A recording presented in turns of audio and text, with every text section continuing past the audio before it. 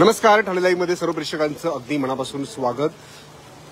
शिवसेनेचे उपनेते जिजाऊ शैक्षणिक व सामाजिक संस्थेचे संस्थापक अध्यक्ष निलेश सांबरे सर यांच्या माध्यमातून विद्यार्थ्यांच्या करिअर मार्गदर्शनासाठी कळव्यामध्ये मार्गदर्शन शिबिराचं आयोजन करण्यात आलेलं आहे आणि विद्यार्थ्यांना मार्गदर्शन केलं जातंय. आणि या शिबिराला आता बघू शकतो शिवसेनेचे उपनेते जिजाऊ शैक्षणिक व सामाजिक संस्थेचे संस्थापक अध्यक्ष निलेश सांबरे सर उपस्थित राहिलेले आहेत. ते देखील विद्यार्थ्यांना मार्गदर्शन करणार आहेत.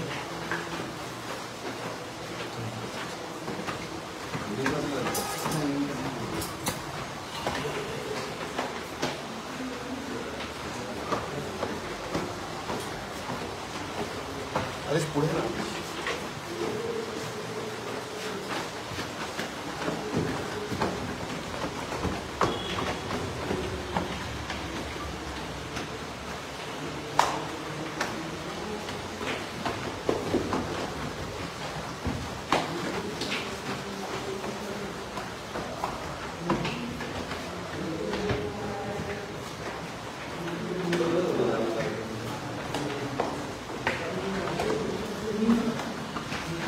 कळवा इंग्लिश स्कूलमध्ये करिअर मार्गदर्शन शिबिराचं आयोजन करण्यात आलेलं आहे. आणि आता विद्यार्थ्यांकडून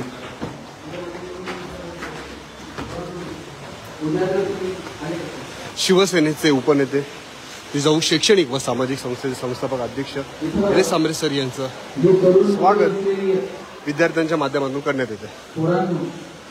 उद्या जर तुमच्यापैकी जर तुम्ही IPS ऑफिसर झालात, खांद्यावरती अशी राजमुद्रा असते, त्या जिल्ह्याचं सगळं पोलीस प्रशासन तुमच्या ताब्यात आहे. आणि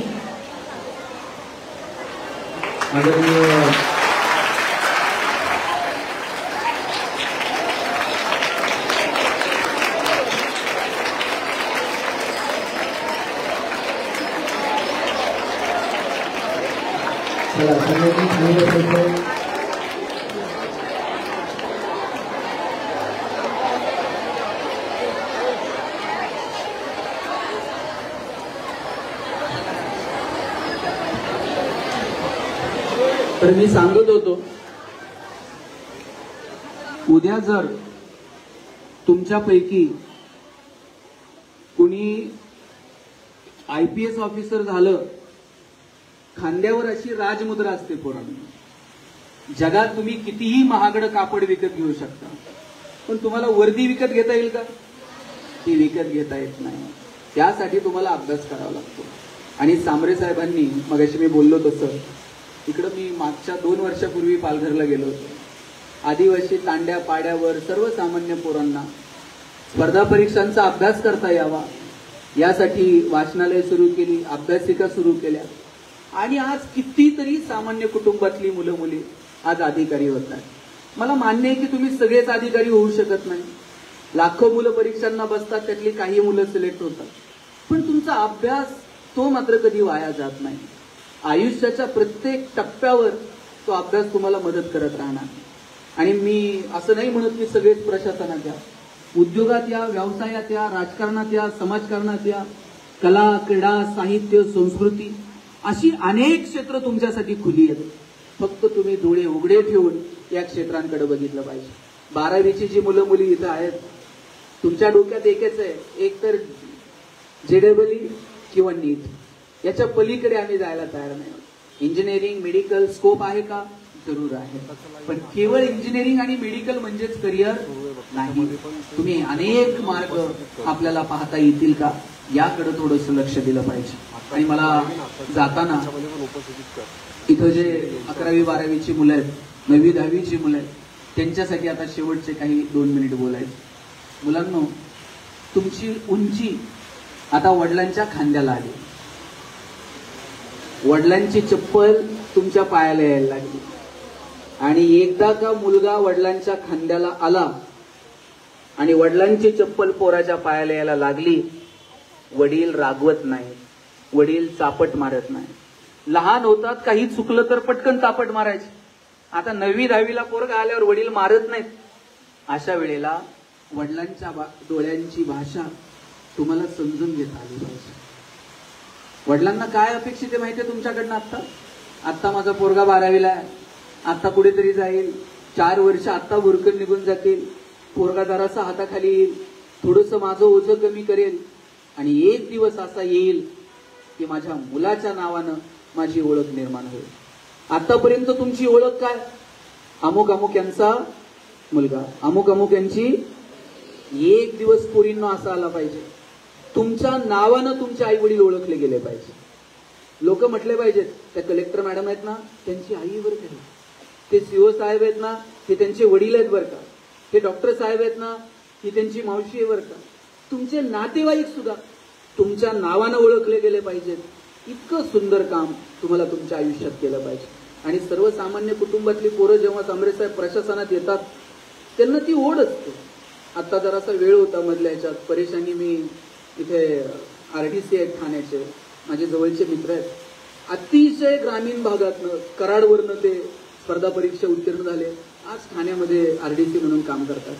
आता दुपारी त्यांच्यासोबत जेवण घेतलं आणि जेव्हा जिजाऊ संस्था आणि स्पर्धा परीक्षा याच्याविषयी मी त्यांच्याशी बोलत होतो त्यांना असं झालं मी काय करू आणि काय. त्यांनी सांगितलं की अरे मला काहीही मदत लागली मुलांच्या स्पर्धा परीक्षांच्या दृष्टीनं तर मला निश्चित सांगा. कारण का माहितीये, मी ज्या परिस्थितीतनं आलो, मी ज्या ग्रामीण भागातनं आलो, मला कुणीतरी मार्गदर्शन केलं म्हणून मी इथपर्यंत येऊ शकलो. तुम्हाला मार्गदर्शन करायला आज किती लोक आहेत. आज ही सगळी मंडळी जिजाऊ संस्थेची ज्या पद्धतीनं तुमच्या भविष्यासाठी धडपडते अशी पाठीवर हात ठेवणारी माणसं तुमच्याकडे आहेत, याचा तुम्ही वापर केला पाहिजे. आणि मुलींना आता मला शेवटचे 2 मिनिट तुमच्यासाठी बोलायचं. माझा दावा आहे बरं का, वडिलांचं जेवढं प्रेम मुलावर असतं ना त्याच्यात थोडं तरी जास्त प्रेम मला तुमच्यात भांडणं नाही लागायचं. त्यांचे खरं आहे ते, आपण जर वडिलांना काही मागितलं तर वडील म्हणणार 2 दिवस थांब, पगार होऊ दे, मग बघू. आपण 500 मागितले तर 50 देणार आणि पोरीनं 50 मागितले तर वडिलांना माहीत असते कुठं खर्च करत नाही. वहीत ठेवल, पुस्तकात ठेवल, मोबाईलच्या मागं कवरमध्ये ठेवल, कंपासच्या खाली घालून ठेवल, लागेल तिथेच ती खर्च करणार. वडिलांचं मुलीवर विशेष प्रेम असतं कारण त्यांना ठाऊक असतं 4 दिवस चिमणीसारखी थुईथुई नाचल आणि एक दिवशी भुरकन उडून जाईल. जोपर्यंत आपल्या घरात आहे तोपर्यंत तिचे सगळे हट्ट पुरवायचे हे वडिलांनी ठरवून घेतलेलं असतं. ज्या दिवशी मुलगी जन्माला येते ना त्या दिवशी वडिलांच्या मनात 2 विचार संपून जातात. एक मुलीचं शिक्षण आणि दुसरं मुलीचं लग्न. 1-1 रुपया बाप तिच्यासाठी बाजूला काढून ठेवत असतो. वडील स्वतः फाटलेली तुटलेली चप्पल घालतील पण पोरीला मात्र शाळेत जायला चांगले शूज घेऊन देते. वडील फाटलेलं बनियन घालतील, पोरीला मात्र चांगला ड्रेस घेऊन देते. वडील सायकलवर कामाला जातील MIDCला, पोरीला शाळेला जायला रिक्षा करून देतील, तिला सायकल घेऊन देतील, तिला बसचा पास काढून देतील. शाळेतून यायला जर तुम्हाला 10 मिनिट पोरींना उशीर झाला ना 10 मिनिटात बाप 10 वेळा आईला विचारतो, हे कुठपर्यंत आली बघ, जरा फोन कर. वडील थेट तुम्हाला फोन पण लावत नाही, त्या आईला विचारतात कुठपर्यंत आली बघ, जरा फोन कर. वडील तुमच्यासोबत थोडंसं अंतर ठेवून असतात पण त्यांचं विशेष प्रेम असतं तुमच्यावर. पोरीच्या लग्नात बाप असा फेटाबिटा घालून मिरवत असतो. दिवसभर बापाची मान उंच असते. कन्यादान झालं ना मग वडील मान खाली घालतात, जावयाच्या हातात हात देतात आणि सांगतात तळ हाताच्या फोडासारखी जपली आहे, सांभाळून घ्या. दिवसभर वडिलांच्या डोळ्यात थेंब येत नाही पण पोरीची गाडी एकदा निघून गेली ना खांबाच्या पलीकडे जाऊन एकटाच रडतो तो बापच. कधीच वडिलांची मान शर्मेनं खाली जाईल असं वागायचं नाही. वडिलांना अभिमान वाटला पाहिजे, काय माझ्या राणीनं कर्तृत्व करून दाखवलं, काय माझ्या पठ्ठ्या रुबाबात जगतोय. तुमच्याविषयी तुमच्या आई वडिलांना अभिमान वाटला पाहिजे. आणि आई वडिलांना बघायचंय ना असं समारंभात नटलेलं थटलेलं काय बघतात. दिवसभर काम करून कंटाळलेली संध्याकाळी भांडे बिंडे घासून जेव्हा अंथरुणाकडे जाते ना आई तेव्हा तिचा कमरेला खोवलेला पदर आणि घामाघूम झालेला चेहरा बघा. वडिलांना बघायचंय ना असा फेटाबिटा घातलेल्या लग्नात इकडे तिकडे काय बघतात. जेव्हा वडील कामावरून येतात आणि शर्ट असा खुंटीला अडकून ठेवतात ना तेव्हा त्यांच्या छिद्र पडलेल्या बनियनकडे बघा.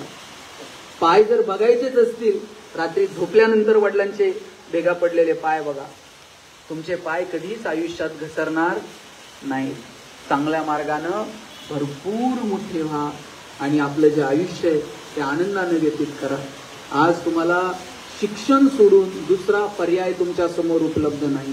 तुम्हाला जर तुमची परिस्थिती बदलायची असेल तर चांगलं शिक्षण घ्यावं लागेल. आणि बाळांनो, हे 2 वर्ष आत्ता निघून जातील, परत नाही ही संधी तुम्हाला.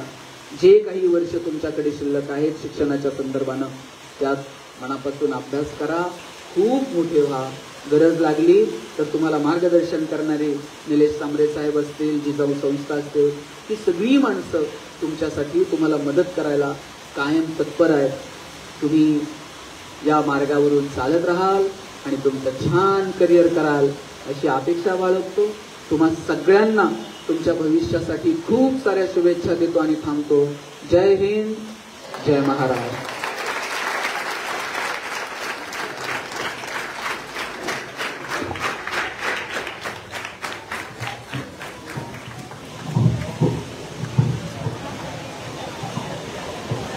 धन्यवाद सर. अतिशय मोलाचं मार्गदर्शन सरांनी दिलेलं आहे. त्याचबरोबर जिजाऊ शैक्षणिक व सामाजिक संस्थेचे संस्थापक तसेच शिवसेना उपनेते माननीय श्री निलेश सांबरे सर यांचे स्वागत निवगाव हायस्कूल ज्युनियर कॉलेजचे माननीय प्राचार्य श्री विंदर सरांनी करावे असे मी त्यांना विनंती करते.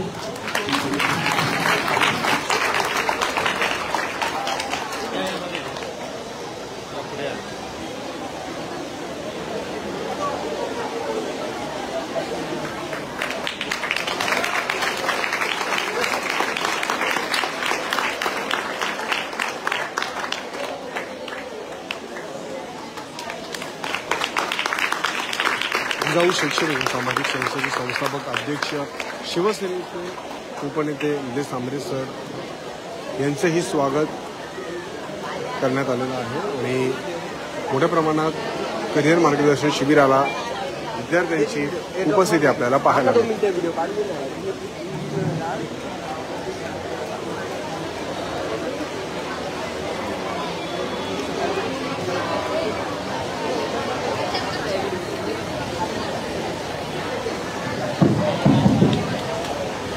हॅलो, सांबरे सरांबद्दल मी 2 शब्द.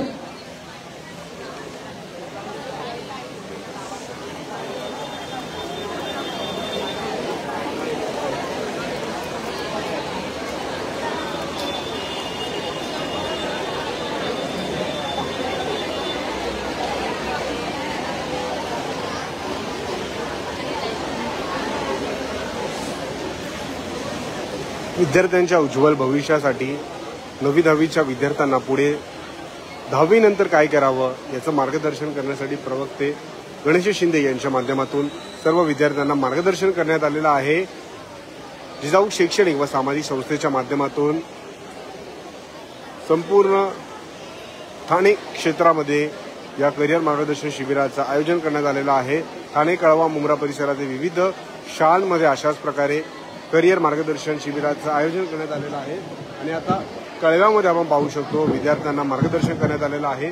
शिवसेनेचे उपनेते जिजाऊ शैक्षणिक व सामाजिक संस्थेचे संस्थापक अध्यक्ष निलेश सांबरे सर हे देखील या सुंदर अशा कार्यक्रमाला उपस्थित राहिलेले आहेत. कुटुंबातून जन्मलेले, सरांच्या बोलण्यात साधेपणा, वक्तशीरपणा, अभ्यासू वृत्ती, मितभाषी आणि धाडसी नेतृत्वाचा बांधकाम, सरकारमान्य ठेकेदारी क्षेत्रात उदय त्यांचा जेव्हा झाला तेव्हा त्यांनी अल्पावधीचा सर्व क्षेत्रात छाप उमटवलेली आहे.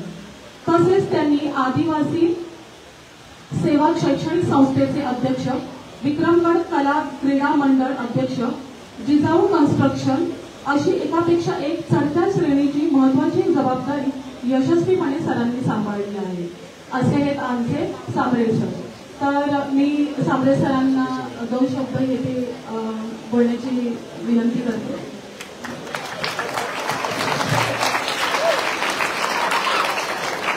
राजमाता जिजाऊ छत्रपती शिवाजी महाराज डॉक्टर बाबासाहेब आंबेडकर यांना वंदन करतो. आजच्या आपल्या या करिअर गायडन्स कार्यक्रमासाठी मुख्यत्व नगरहून आलेले आमचे मित्र आदरणीय गणेश शिंदे सर, काही शाळेचे प्राचार्य सर, आदरणीय सर्व शिक्षक वृंद, सर्व विद्यार्थी मित्र आणि मैत्रिणी, सर्वांना माझा नमस्कार. जय जिजाऊ. आजचे गेले अनेक वर्ष गणेश शिंदे सर, परेश सर, आम्ही प्रत्येक शाळेमध्ये जाऊन विद्यार्थ्यांना सांगतोय स्वप्न मोठी पहा आणि त्या स्वप्न पूर्ततेसाठी तुम्हाला जिथे जिथे अडचणी तिथे तिथे आपल्या बरोबर कुटुंबाप्रमाणे जिजाऊही तुमच्या बरोबर असेल, परंतु तुम्ही स्वप्न मोठी बघितली पाहिजे.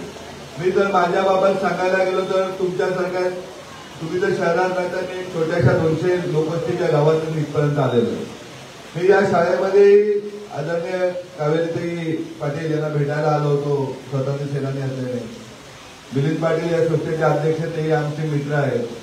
या शाळेतही अनेक वेळा आलो होतो, वह्याही दरवर्षी येत होता. परंतु आज मी बरेच जणांना आग्रह केला होता का या शाळेमध्ये जेव्हा कार्यक्रम असेल तेव्हा मला आलं पाहिजे, इथल्या विद्यार्थ्यांना काहीतरी आपल्यातलं बोललं पाहिजे.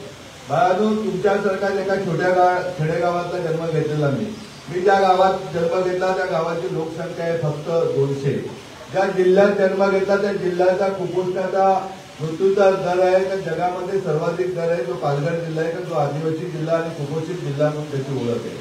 तिथे लोकांना हाताला रोजगार नसल्याने हजारो विद्यार्थी शिक्षणापासून वंचित राहतात. परंतु मी त्या काळातही भिवंडीला शिक्षणाला येत असताना स्वप्न मोठी बघितली. 20-25 वर्षापूर्वी मला वाटतं ठाण्यामध्ये आल्यानंतरही मी स्वप्न मोठी बघितली का स्वप्न मोठी बघितली पाहिजे. जेव्हा आमच्यासारख्या उद्योगधंदेवाल्याला जेव्हा बघताना स्वप्न बघताना आम्ही अंबानीची बघतो, त्या मुकेश अंबानींचे बाबा धीरूभाई अंबानी आपल्या भिवंडी शहरामध्ये काहीतरी छोटे मोठे व्यवसाय करत होते, नंतर ते पेट्रोल पंप करत होते. ते जर 100 बिझनेस करू शकत असतील तर आपण काय 100 बिझनेस करू शकत. आपण तर छत्रपती शिवाजी महाराजांचे वंशज आहोत, बाबासाहेबांचे वंशज आहोत, ज्या मातीमध्ये ज्यांनी जन्म घेतला त्याचे आहे. मगाशी गणेश सरांनी सांगितलं तसं अधिकारी सर्वच होतील असं नाही, अधिकारी 13-14% होऊ शकतात. परंतु ते 13-14% आपल्यातून का होऊ नये. जोपर्यंत गोरगरिबाचा मुलगा, गोरगरिबाची मुलगी या प्रशासनामध्ये मोठ्या पदावर बसत नाही तोपर्यंत गोरगरिबाला न्याय मिळू शकणार नाही, असं माझं तरी मत आहे. या देशाची गरिबी दूर करायची असेल तर गोरगरिबाच्या मुलांना, झोपडपट्टीतल्या राहणाऱ्या मुलांना चांगलं किंवा मध्यमवर्गीयांच्या मुलांना उत्तम दर्जाचं शिक्षण मिळालं पाहिजे. त्याच परिवारातील लोकांना उत्तम प्रकारची आरोग्य व्यवस्था मिळाली पाहिजे, अशा प्रकारचं माझं मत आहे. नुसते भाषण देऊन आणि ते न होता कृतीतून केलं पाहिजे. त्यासाठी जिजाऊ गेली 17 वर्षे काम करते. हा समाज हा एका जातीपातीमध्ये न करता हा समाज आपला आहे आणि आपल्या समाजाच्या सर्वांगीण विकासासाठी आपण काहीतरी केलं पाहिजे. निवड जसे आपण आपल्या कुटुंबासाठी करतो तशा या समाजातील मुलामुलींना उच्च शिक्षण मिळालं पाहिजे. बाळांनो, आम्ही प्रिन्सिपल इयत्ता 9वी पासून JEE नीट सुरू केलेले का जेव्हा गोरगरिबाचा मुलगा डॉक्टर होईल तेव्हा लाखो रुपये बिल भरायला लागणार. तो विनाकारण नुसती ऍसिडिटी झाली म्हणून हार्टचं ऑपरेशन करून 2-2, 3-3, 5-5 लाख रुपये भरायला नाही लागणार. जेव्हा गोरगरिबाचा मुलगा मुलगी IIT सारख्या इन्स्टिट्यूटमध्ये इंजिनिअरिंगचं शिक्षण घेतील तेव्हा आपली गरिबी दूर होणार आहे. का इथनं सर्वात झोपडपट्टीत राहणारे पालक उद्या रेमंड सारख्या मोठ्या सोसायटीमध्ये राहायला जाऊ शकतात. त्यासाठी गरिबी दूर करण्यासाठी तुम्हाला आम्हाला शिकायचं. त्या देशाची गरिबी दूर करायची असेल तर गोरगरिबाचा मुलगा उच्च शिक्षण घेऊन तो पुढे गेला पाहिजे. इथे आज जरी आपल्याकडे आलो तरी सर सांगतो या आपल्या शाळेतून जेवढे विद्यार्थी उद्या परदेशात त्यांना अमेरिकेला एमएसाठी जायचे त्यासाठी जिजाऊचे आपल्याबरोबर कुटुंबाप्रमाणे आहेत. ज्या विद्यार्थ्यांना नीटमध्ये चांगले मार्क मिळून गव्हर्नमेंट मेडिकल कॉलेजला त्यांचा प्रवेश मिळत असेल किंवा सेमी गव्हर्नमेंटला प्रवेश जरी झाला आणि त्यांना जर आर्थिक अडचणीमुळे त्यांना जर MBBSला प्रवेश करण्यासाठी अडचण येत असेल तरी आपल्या बरोबर जिजाऊ कुटुंबाप्रमाणे. आपल्याला सेल क्षेत्रामध्ये आपण कमी आहोत, न्यायव्यवस्थेमध्ये न्यायाधीश आपण कमी आहोत. त्याचबरोबर बघायला गेलं तर अधिकारी खूप कमी प्रमाणात ठाण्यातले आहेत. तर आपल्याला आम्हाला अधिकारी होण्याची स्वप्न बघितली पाहिजे, CA होण्याची बघितली पाहिजे, न्यायाधीश होण्याची बघितली पाहिजे. चांगले IIT सारख्या इन्स्टिट्यूटमध्ये जाऊन इंजिनिअरिंग कॉलेज करताना पाहिलं पाहिजे. गव्हर्नमेंट मेडिकल कॉलेजलाच आपण गेलो पाहिजे. तर आपल्याकडे 1.5-2 कोटी रुपये नाहीत भरायला तर जेणेकरून डोनेशन देऊन आपण एखाद्या प्रायव्हेट MBBS कॉलेजला जाऊ शकतो असं. आणि आज समाजाची गरज झालेली आहे. जोपर्यंत आपल्यासारखा गोरगरिबाचा मुलगा मुलगी शिक्षण घेत नाही, उच्च पदावर बसत नाही, डॉक्टर होत नाही, इंजिनियर होत नाही, तोपर्यंत आपल्याला 80 कोटी लोकांना आपल्या देशातल्या मोफत धान्य द्यावं लागेल. हे मोफत धान्य बंद करण्याची ताकद फक्त विद्यार्थ्यांमध्ये आणि त्यांना घडवणाऱ्या शिक्षकांमध्ये. शिक्षकांनी विद्यार्थ्यांच्या पाठीमागे ठामपणे कुटुंबासारखं उभं राहिलं पाहिजे. मी एवढ्या अधिकाऱ्यांनी का बोलतो बा तर ज्या जिल्ह्यामध्ये कुपोषण आहे त्या जिल्ह्याचा मला कळलं तर ज्या कुपोषण दूर करायचं असेल तर शिक्षण गरजेचं आहे. त्या जिल्ह्यामध्ये मोखाड्यासारख्या दुर्गम तालुक्यामध्ये 3 सीबीएसई शाळा आपण उभ्या केलेल्या, संपूर्ण शिक्षण मोफत देतोय. जव्हार सारख्या दुर्गम तालुक्यामध्ये 2 सीबीएसई शाळा निर्माण केलेल्या आहेत. विक्रमगडला एक केलेले, शहापूरला एक केलेले, भिवंडीला एक केलेले, शहापूरला 3 केलेले. कारण जोपर्यंत शिक्षण घेत नाही तोपर्यंत कुपोषण हे सुरूच राहील अशा प्रकारचं शास्त्रीय कारण आहे. तर आमच्याकडे 12 वर्षाची मुलगी असते, 15 वर्षाचा मुलगा लग्न होते.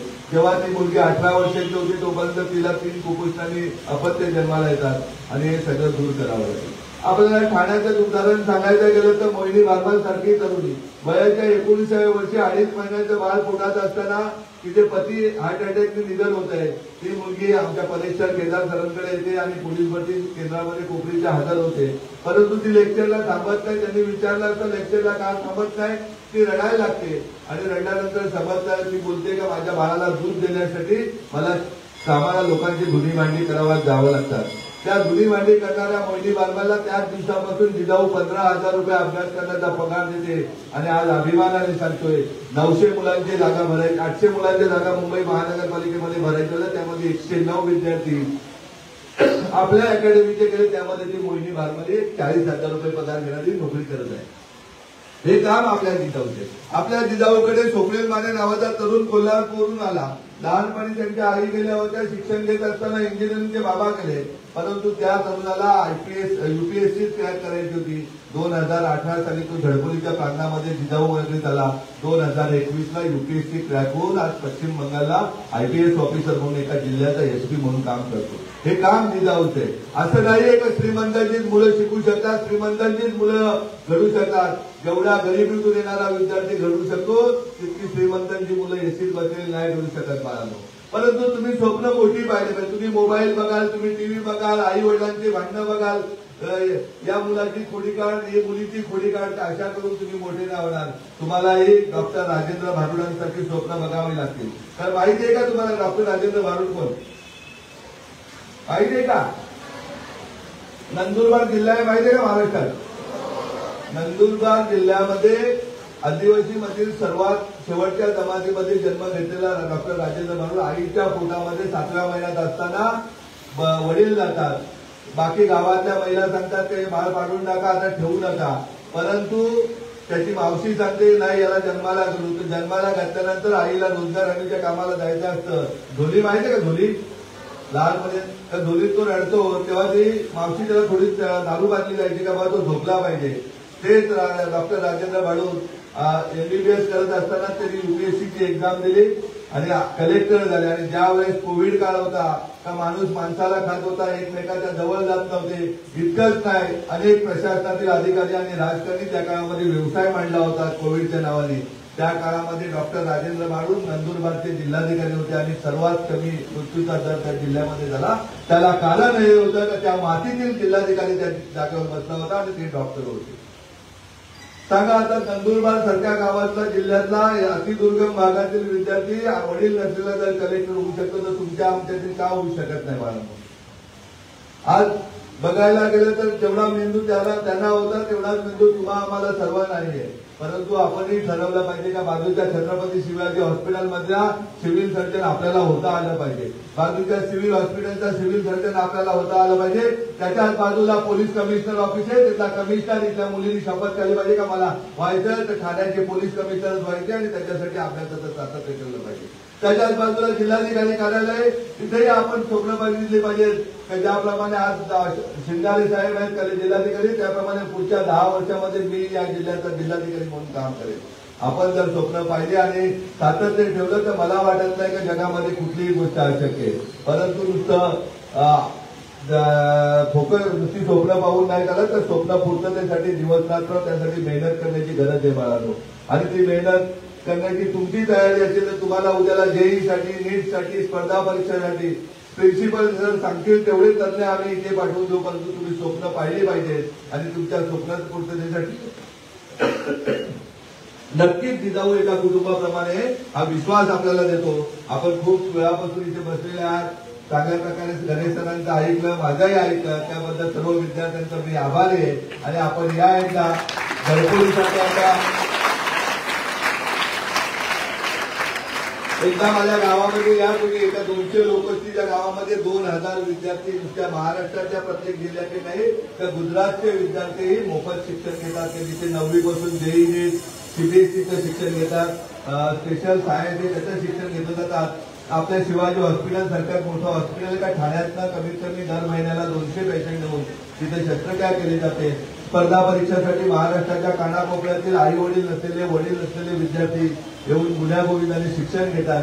कधीतरी सर ट्रिप काढा एकदा विक्रमगडला येऊ दे आपली मुलं. आणि आपल्यालाही सांगतो पुन्हा का जसा कोळशाच्या खाली हिरा सापडला जातो किंवा समुद्रामध्ये शिपल्यामध्ये मोती सापडतो तसे तुम्ही सगळे मोती आणि हिरे आहात.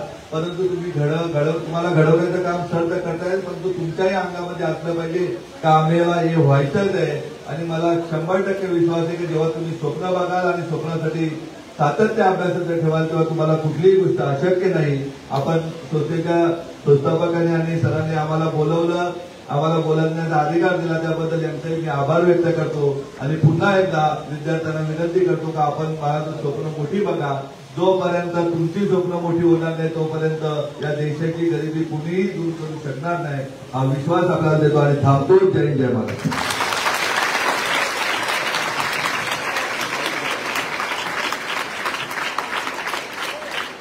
धन्यवाद साहेब. मागच्या वर्षी जिजाऊ फाउंडेशन, जिजाऊ शैक्षणिक व सामाजिक संस्था कळवा मुंब्रा विभागाच्या ज्योत्स्ना हांडे यांच्याशी आपल्या मागच्या वर्षी ज्या परीक्षा झाल्या 8वीच्या विद्यार्थ्यांसाठीच्या परीक्षा, त्या परीक्षेच्या वेळी त्यांचा संपर्क झाला आणि मग त्यांनी सांगितलं की जिजाऊ फाउंडेशन तर्फे विद्यार्थ्यांसाठी विविध उपक्रम राबवले जातात. आपल्या संस्थेकडनं आपल्याला पाहिजे तेवढी मदत मिळते, पाहिजे ते सगळे फॅसिलिटीज आपल्याला पुरवले जातात. परंतु मला असं वाटलं की आपल्या विद्यार्थ्यांसाठी जिजाऊचे जे काही उपक्रम आहेत त्याचा सुद्धा आपण फायदा घेऊया आणि आपल्या विद्यार्थ्यांमध्ये निश्चितच कॅपॅसिटी आहे, ॲबिलिटी आहे, त्याचा विद्यार्थी पुरेपूर फायदा घेतील आणि त्या पद्धतीने ते मार्गक्रमण करतील. आणि निश्चितच आता आपल्याला गणेश शिंदे सर आणि साहेबांनी इतक्या सांगितलं की स्वप्न मोठी बघा. निश्चितच आमच्या या विद्यार्थ्यांमधून सुद्धा काही विद्यार्थी कलेक्टर होऊ शकतात, त्याच्यामध्ये ॲबिलिटी आहेत. काही IPS अधिकारी सुद्धा होऊ शकतात, त्याच्यामध्ये सुद्धा ॲबिलिटी आहेत. फक्त त्याला जोड तुमच्या मेहनतीची हवी आहे. आमचं मार्गदर्शन आणि जिजाऊ फाउंडेशन सारख्या सामाजिक संस्थांकडनं योग्य वेळी आम्हाला मिळणारा उपक्रम आणि त्यातून मिळणारी मदत या जोरावर निश्चितच आपण या ठिकाणी चांगला रिझल्ट लावूया आणि काहीतरी जीवनामध्ये बनण्याचा ध्यास तुम्ही घ्याल. आणि यासाठी आज इथं जे आपल्याला मार्गदर्शन केलं शिंदे सर आणि सांबरे साहेब यांचं मी आपल्या शाळेच्या वतीने खूप खूप धन्यवाद मानतो. एकदा सर्वांसाठी जोरदार टाळ्या.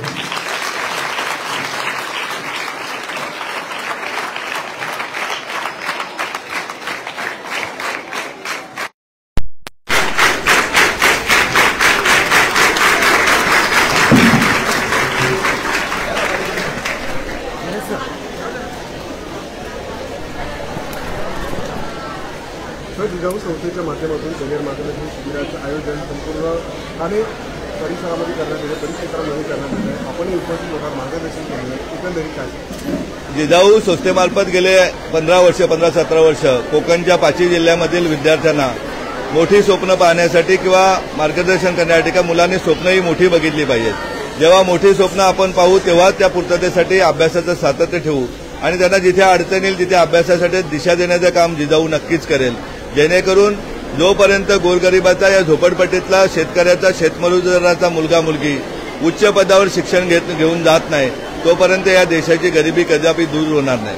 14% आपण नोकऱ्या देऊ शकतो परंतु 86% उद्या व्यवसाय करताना शेती असेल किंवा इतरही इंडस्ट्रीमधले कुठलेही व्यवसाय असतील परंतु प्रत्येक गोष्टीसाठी आज शिक्षण हे महत्वाची गरज झाली.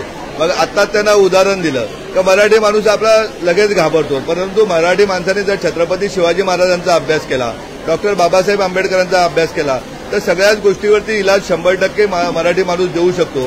परंतु त्यांनी फोकस आपला अभ्यास केला पाहिजे.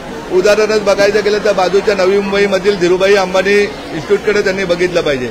तर जे धीरूभाई अंबानी एका काळामध्ये भिवंडीच्या 3 बत्तीवरती व्यवसाय करत होते छोटे मोठे, ते जर आज 100 व्यवसाय करू शकत शकतात तर मग आपली मुलं का करू शकत नाही, आपण का करू शकत नाही. आणि त्यासाठी विद्यार्थ्यांच्या पाठीमागे विश्वास दिला का तुम्ही आम्ही लढ म्हणून म्हणतोय, तुम्ही लढा, तुमच्या पाठीशी आम्ही कुटुंबाप्रमाणे आहोत. नक्कीच आपण पाहिलं जिजाऊ शैक्षणिक व सामाजिक संस्थेच्या माध्यमातून या सुंदर अशा करिअर मार्गदर्शन शिबिराचं आयोजन करण्यात आलेलं प्रवक्ते गणेश शिंदे यांच्या माध्यमातून विद्यार्थ्यांना मार्गदर्शन करण्यात आलेलं आहे.